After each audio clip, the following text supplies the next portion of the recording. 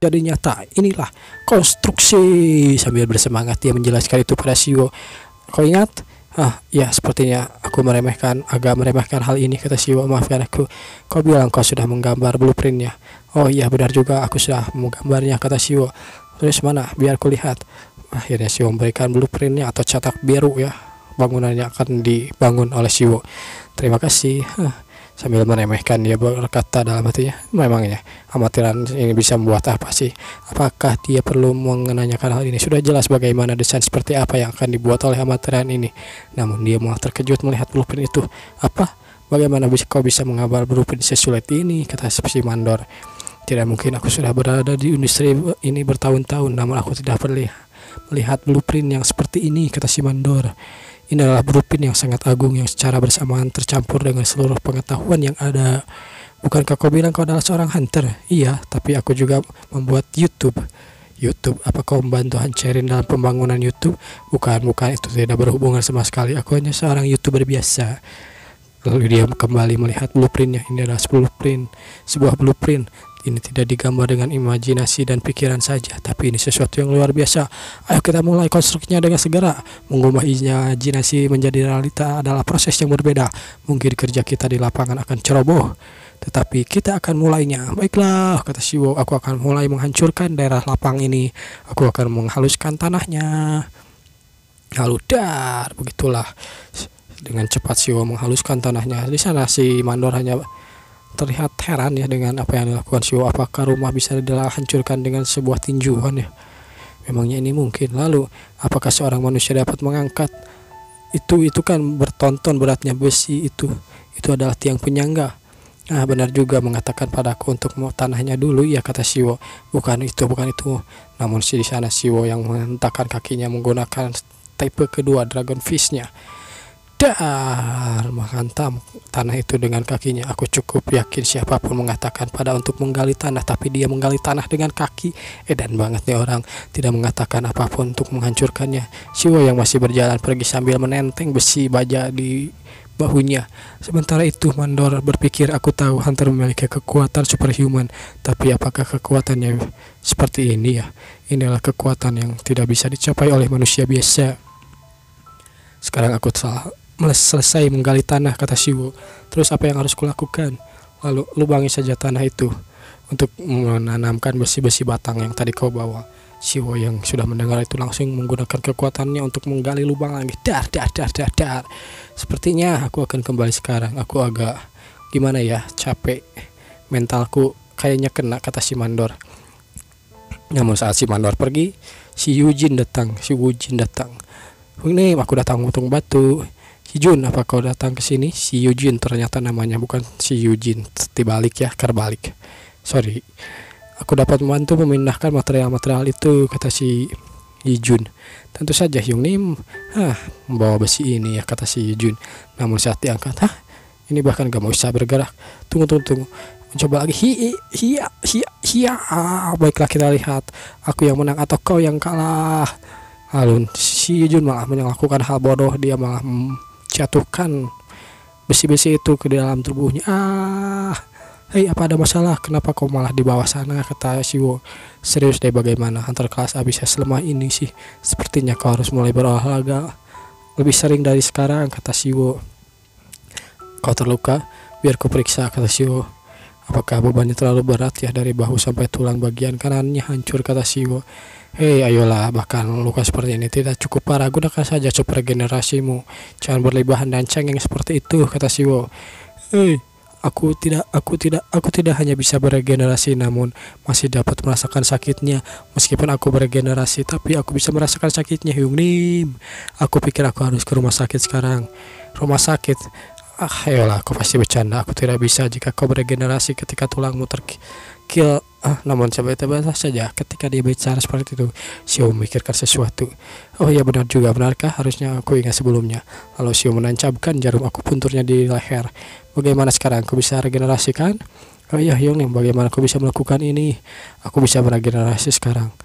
Tubuh yang belajar berarti tidak ada pembuluh ki yang terhalang. Aku baru menusuk akupunturmu dan membuka pembuluh ki milikmu. Akupuntur, pembuluh ki? Iya, kata Shio. Baiklah, aku akan membangun rumahku lagi. Istirahatlah dulu, pulihkan dirimu, kata Siwo. Oh ya Yijun, ngomong-ngomong, ya ada apa sih ini? Tidak akan ada masalah jika tubuhmu mengalami patah tulang berkali-kali kan? Hah? Aku akan mengobatimu setelahnya, jadi biarkan tulangmu beberapa kali lagi patah. Hah? Kata si Yijun sambil gak ngerti. Hah? Gimana? Apa maksudnya itu? Jika sepertinya aku akan membuatmu lebih kuat. Kapan lagi kau akan mendapatkan kesempatan untuk menerima pengajaranku, kata Siwo. Namun saat itu Siwo melemparkan beberapa balok besi lagi kepada si Jun yang sudah siap. Baiklah, pelatihannya akan dimulai sekarang. Hahaha. Si Jun malah sedikit lagi akan selesai. Aku pikir ini akan menjadi dalam 2 minggu, tapi malah jadi dalam 3 hari. Dalam 3 hari itu terlihat beberapa erangan-erangan seperti au. Rupanya itu adalah suara si Jun. Tolong selamatkan aku, Hyung Nim. Hanya lengan kananmu yang terluka sekarang ya. Sebelumnya seluruh badanmu hancur ketika ditimpa oleh besi itu. Mungkin ada cara untuk membuatnya lebih sedikit terasa sakit. Ayolah, aku terasa seperti bakal mati jika aku harus menghadapi besi-besi itu lagi, kata si Jun sambil ditancapkan jarum akupunturnya. Lalu Jun pun bisa menggunakan kekuatan super regenerasinya.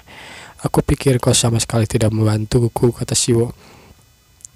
Kau sedang membantuku. Jika kau membuat progres, maka kau sedang membantuku, kata Siwo. Lihat dirimu yang sekarang. Awalnya kau tidak bisa mengangkat besi itu dengan benar, tapi kau bisa mengangkat 2 sekarang. Wah iya, benar juga. Entah kenapa aku menjadi lebih kuat, kata si Jun. Aku terus memulihkanmu ketika kau terluka, bukan? Meski kecepatan belajarnya sangat lambat, dia masih belajar sedikit demi sedikit, kata Siwo. Meskipun dia belajar dengan cara yang berbeda dibandingkan Cherin. Aku senang dia dapat mencapai Taiji secara perlahan-lahan. Meskipun aku sedang mengajari Cherin sekarang, Taiji SS adalah kekuatan yang tidak bisa dipelajari dengan talent ranking S biasa. Akan tidak mungkin bagi Kim Hee-jun untuk mempelajari rank A-nya milik Cherin. Namun masih tetap saja ada kemungkinan tentang hal itu. Sambil berpikir seperti itu, dengan transfer generasi milik Kim Hee-jun cukup melegakan karena aku dapat melaksanakan kekuatan Taiji ke dalam tubuhnya ketika memulihkannya dengan seni pengobatan suciku. Ya, mereka bilang tubuhnya ada sedang baik-baik saja. Pikiranmu juga yang menderita, namun Yijun berkata, dan berkembang dari kelas B ke kelas B+ sekarang. Kelihatannya dia juga menyadarinya sih. Berkat itu aku dapat menaikkan profisiensi seni pengobatan suciku juga karena sering menggunakannya. Terima kasih Yijun, kata Siwo sambil melihat profisiensinya naik 11,54%. Di tingkat ini akan dapat membanggakan sesuatu, bukan? Seharusnya aku bisa mencoba untuk meramu obat herbal yang baru. Aku tidak akan langsung menyuapinya, namun terus saja si Jun itu tertimpa oleh batang-batang besi. Iya, selamatkan aku, tolong Hyung Nim, perlukah aku menyelesaikan ini, kata Siwo. Namun di sana Siwo mengangkat besi-besi itu. Jun, akhirnya kita selesai membangun rumah. Aku akan menyelesaikan rumahnya sekarang, jadi beristirahatlah. Akhirnya Siwo pun selesai membangun rumah. Pemberitahuan muncul. Kau telah membangun rumah yang sangat nyaman untuk Hephaestus. Hah? Hephaestus? Apa kau sudah membangun rumah ini? Terlihat bangunan itu cukup mewah ya, bahkan mewah banget kalau dilihat dari sini. Kau telah melihatnya sendiri, bukan? Tapi aku masih sulit untuk mempercayainya. Kita membangun rumah. Cuman kita loh yang bangun rumah. Sebenarnya bagaimana ini bisa terjadi? Lalu pemberitaan muncul. Profisiensi Metallurgy God telah dinaikkan secara signifikan. Metallurgy God profisiensi naik 11%. Profisiensiku juga langsung naik sebanyak ini. Biasanya cuma naik 0,0 beberapa gitu, tapi sekarang naik 11%. Perlukah aku memainkan profisiensiku dengan bangun rumah-rumah lainnya? Aku dapat menghancurkan dan membangun rumah ini sampai mencapai profisiensiku 100%. Ide gila macam apa itu Siwo? Ayolah, menghancurkan rumah yang sudah dibangun capek-capek, walaupun rumahnya dibangun cuma 3 hari, tapi itu rumah bagus gitu. Apa kau bodoh? Admin benar-benar nggak ngerti dengan apa yang dipikirin sama Siwo ini. Namun di sana Siwo terus memikirkan sesuatu. Tidak akan sulit untuk membangun rumah ini. Kumpulkan saja material konstruksinya itu lagi, lalu bangun lagi. Hahaha. Namun di sana pemikiran bodoh Siwo dihentikan oleh si Jun. Apa kau bisa mengadakan perjamuan untuk pembangunan rumahmu? Perjamuan ya, karena ini rumah baru seharusnya diadakan syukuran, bukan mungkin tumpang gitu atau apa, karena kau baru saja membangun rumah. Tentu saja aku harus mengadakan perjamuan, bukan, kata Siwo. Ya benar juga, orang yang cukup dekat-dekat akan kuundang. Tidak, aku menerima banyak sekali bantuan dari orang lain membangun rumah ini, seharusnya mereka kuundang. Apa yang kau katakan jelas sangat masuk akal, Jun, terima kasih. Jadi aku akan melakukannya, kata Siwo. Karena masih ada beberapa hal tersisa untuk disiapkan, 3 hari lagi mungkin akan kuundang kalian. Baiklah, maka sampai jumpa 3 hari lagi, Hyung. Aku akan mengatakan itu pada saudariku juga. Apa, kau akan langsung pergi, kata Siwo. Setidaknya biarkan aku belikanmu makanan dulu. Tidak, aku baik-baik saja. Tidak, aku baik-baik saja. Karena si Jung takut ditimpa oleh besi-besi berat itu, dia langsung cabut begitu saja. Dia berlari begitu cepat. Apa dia pikir aku akan pekerjakan dia dengan berlebihan lagi? Siapa yang harus kuundang ya di acaranya nanti? Ini tidak seperti mereka akan mendatang ketika aku mengundang mereka. Mungkin hanya ada aku, Blacky, lalu adikku Soah. Direktur, ini aku Pak Jegun. Ini adalah si Mandor. Si Mandor masuk. Silahkan masuk, Mandor. Bagaimana dengan pengembangan rumahnya? Kata si tante. Apakah berjalan lancar? Ya, soal itu gimana ya, pembangunannya telah selesai. Maaf, bagaimana telah selesai? Bukannya baru saja 3 hari. Lalu si Mandor berkata, sebenarnya dia bahkan tidak perlu bantuan dari grup SH untuk membangun rumah. Si tante malah lebih kaget lagi. Apa? Maksudmu rumah itu sudah selesai, benar-benar selesai? Bukankah kau bilang pembangunannya baru dimulai 3 hari yang lalu? Ya, justru itu masalahnya. Dia hanya mengangkat material konstruksinya dengan tangan kosong. Kau tidak tahu dia melakukan ini, terbang ke langit, lalu meninju tanah, menghancurkan bumi, lalu dari ini, lalu si tante yang berpikir, sebenarnya apa yang kau bicarakan, Mandor? Aku juga tidak tahu apa yang kau bicarakan. Aku benar-benar bingung dengan apa yang terjadi, bos. Sebenarnya apa yang dia lihat, kata si tante, itu pasti sangat luar biasa. Kita pun dipindahkan lagi ke Siwo dan adiknya menempati rumah baru. Siwo berkata, apa kau menyukainya? Aku sangat menyukainya, kakak. Apa ini benar-benar rumahmu? Tentu saja ini rumahku. Atapnya tinggi sekali, ruang tamunya juga luas. Benar-benar definisi rumah orang kaya ini, kakak. Ada ruangannya banyak, bahkan seperti rumah kita sama sekali. Tidak bisa dibandingkan. Blacky, bukankah ini menyenangkan? Kata si adik. Bukankah dia benar-benar menyukainya? Kata Siwo. Kakak, kau bilang kita akan mengadakan perjamuan pembangunan, bukan? Ya, aku mengundang beberapa orang. Jadi ayo kita pergi. Pergi kemana? Kata Siwo. Tentu saja beli bahan makanan untuk para tamu kita, bukan? Soah akan memasaknya. Memang tidak apa-apa. Soah sangat baik dalam hal masak, tapi kesehatannya. Ayolah, aku bisa melakukan sebanyak itu. Ayo kita berangkat, kata si adik. Baiklah kalau begitu, ayo kita berangkat. Apa ini karena perawatan yang dia dapatkan di rumah sakit SH ya? Karena itu warna kulitnya lebih cerah dari biasanya. Sepertinya dia terlihat baik-baik saja, kata Siwo. Kalau begitu ayo kita pergi. Ayo kita pergi, Blacky. Wow. Sementara itu kita dipindahkan ke si orang ini lagi, si Poni ya, atau ya salah satu pimpinan dari grup Pandemonium. Meong Siwo, bajingan yang menghancurkan cabang Pandemonium kami di daerah Seoul, dan bahkan dia menghancurkan rencana produksi massal awakener ilegal yang sudah kurencanakan bertahun-tahun lamanya.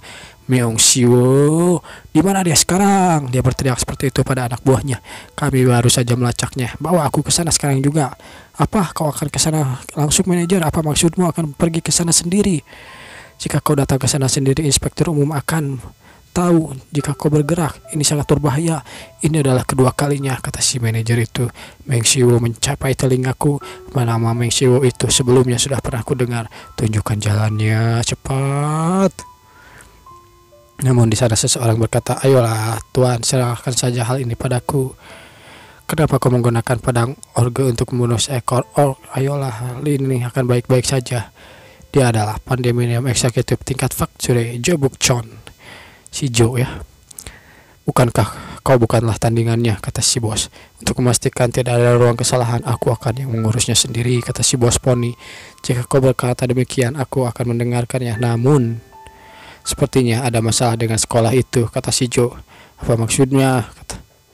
Ya, anjing pemburu dari biro inspeksi memiliki indera penciuman yang sangat luar biasa, kau tahu. Lalu si bos itu langsung marah. Dia menggunakan auranya yang seperti haki. Langsung dia pun menundukkan si Jo. Candaanmu kali ini saja. Aku tidak akan menerima candaan-candaan lainnya. Sepertinya, kata si Jo.